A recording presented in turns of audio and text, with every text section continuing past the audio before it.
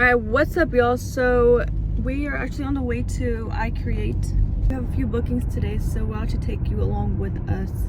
Alright, so one of the things that was going around was the whole Kendrick and Andrew Schulz thing. So do you want to give us like a brief? No.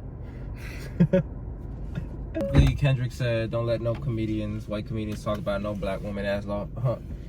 And then Andrew Schulz like, he's talking about me, because back in the day he had a problem with shits and giggles where he kind of joked about black women and like negative stereotypes. He does that as a comedian, but you know, people were like, yo, you went too far, because you know that's not your type of people, don't talk about it. Usually he uplifts people before he kind of like takes jabs at them, but this time he didn't. So people were like, yo, up in arms. And then actually he said like, yo, Kendrick fans, go after those two. So then Kendrick responded in the song saying, don't let no white women talk about no black woman, that's law. And yeah, and then Andrew Schulz was like, I'm gonna use this to capitalize on it. And he's like, oh, he's talking about me, he's talking about me, he's talking about me. And so you think he did it for clout? He did it as an ego thing, he wants to respond, and second as like a clout thing, probably, like, because all publicity, I think he said it's more all publicity is good publicity. Oh my god. You know how embarrassing it is to come like a little late and then see the scarf people sitting in their car? Is that them? I think it's them. Alright, let's go set up our station because we actually have the first scarf booking people already here. Alright, so since we gotta set the vibe, we gotta get the music going, I probably literally show y'all all the scarves today, and each one of them will be looking different. Now, and everybody wants like a darker scarf. Oh wait. Wow. Oh. Alright, so our first scarf dip booking is done. I'm probably gonna go grab something to eat and then come back, and then we'll have our next booking at what time? 4 o'clock or 5 o'clock, something like that. And then I think I'll help him with the fluid bears as well. So I'll actually show you guys that too. On my way to DCG, you know, I've been actually wanting DCG and I'm actually really hungry, so I decided to just go now before we get the next booking for the scarves. The scarves. You already know, you already know. Alright y'all, so they weren't busy, so we secured the bag. You already know. And now I have to pick up one more thing and then I'm headed back to the studio. So I'll probably see y'all at the studio. We got the food. I'm about to talk to you about my weight loss journey so far. So for the past 2 months, I've been doing keto, which is no sugar, no carb, basically. And I lost about 20 pounds. And then after the second month, I did a 5-day water fast that I'm breaking today. And for that experience, I lost about 8 pounds in 5 days, which is crazy. But the reason why I really did that was to sort of reset everything, more of a cleanse, to get rid of the bad cells, to help with gut, and just overall like a flush.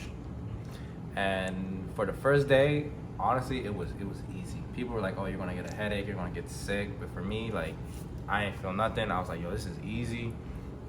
Second day, same thing. I was like, how is this gonna be a challenge? Like for me, maybe it's because I was on keto before and then swapped it in, but I didn't feel anything. I was good. It felt like a regular day. So anytime I was just hungry, I just drank some water and I was good. The third day, that's when I think I lost like the most weight, maybe like 3 pounds that day or so. That day was good in the morning, but at night it was kind of hard, because it was like I felt it in my stomach. I had a couple headaches, and but you know, I slept quick, woke up next morning and I felt fantastic. Felt like I had energy, felt like I was good, my mind was clear. Yeah, so 4th day was good. Now at night, same thing, same issue. Like it was hard for me to sleep. Kinda had a headache. I was like, oh my goodness, like, you know, I'm gonna just one more day, just sleep through the night. Tomorrow I'll be good. Is that even healthy? Yeah, it is healthy. If you read the studies, it is, you know, because like our bodies are able to fast. They're like sort of built for it. And especially if you never fasted before, you kind of know what you're sort of getting into. Yeah, I mean, you were doing like the water fast. Exactly. So like people recommend for at least 3 days, 5 days, or 7 days. I just did the 5 days just to see.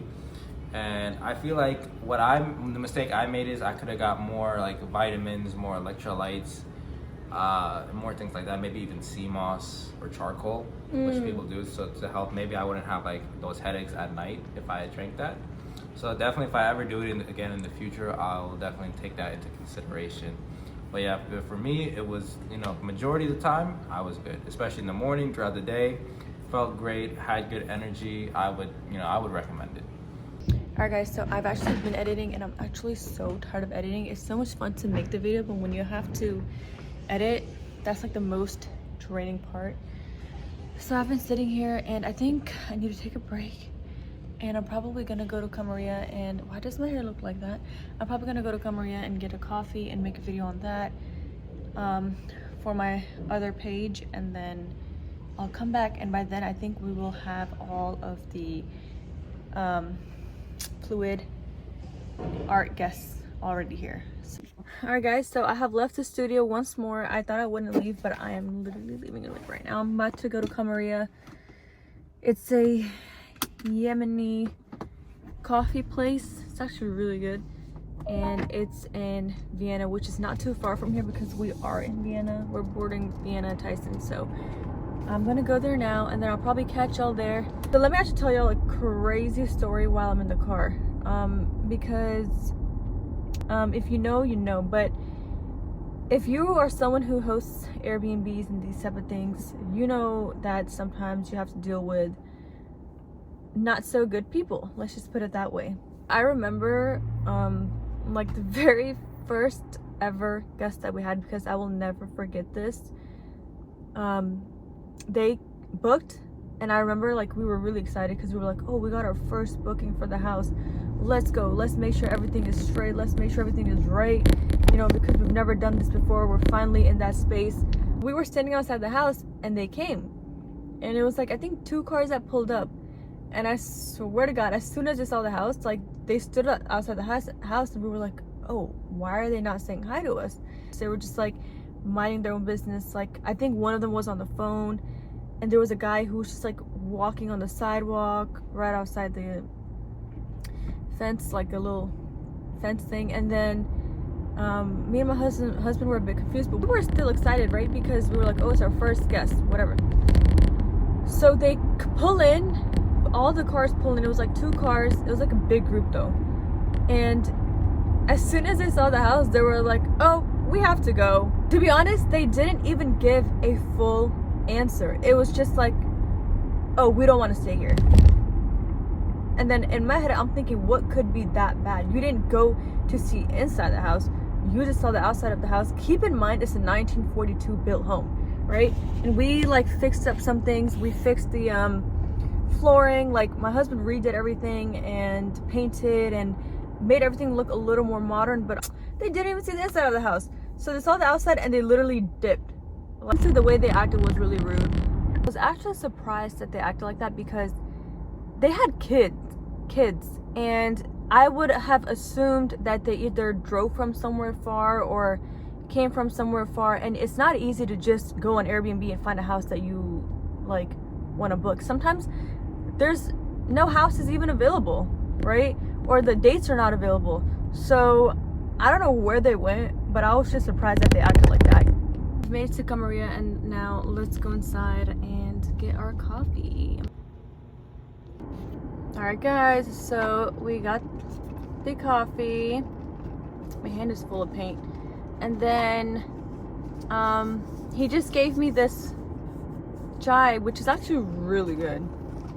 Damn, I'm actually surprised. Like, well, I'm not surprised in a bad way, but usually I'm not too big of a chai person, so this is really good. I'll be honest with y'all, which their most popular is the cardamom latte, or like the, the Camaria latte, and it has like a cardamom flavor and everything, and cinnamon, all that, with a double shot of espresso. But I do think it lacks a bit of a coffee flavor. I think there's too much milk in it. But if they put less milk, this coffee will be literally perfect. For a person like me, I like a little bit of a stronger coffee. It's good. I like it. I'll give it like a solid 8 out of 10. 8.5 out of 10, which, you know, if you know, I don't give out those numbers like that. But now I'm heading back to the studio and I'm probably gonna have to help out. So I'll talk to y'all later. All right, so the group is done. Those bears came out fire.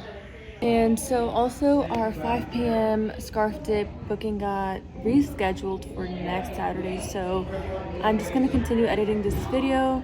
I have my coffee with me from Camaria and I have to basically edit all these damn videos. I think I'll actually end the vlog here because there's nothing else that I'll be doing, and then I know we have another booking at 7 p.m. for another scarf dip, so y'all don't have to see that. So I'll actually catch y'all on the next one.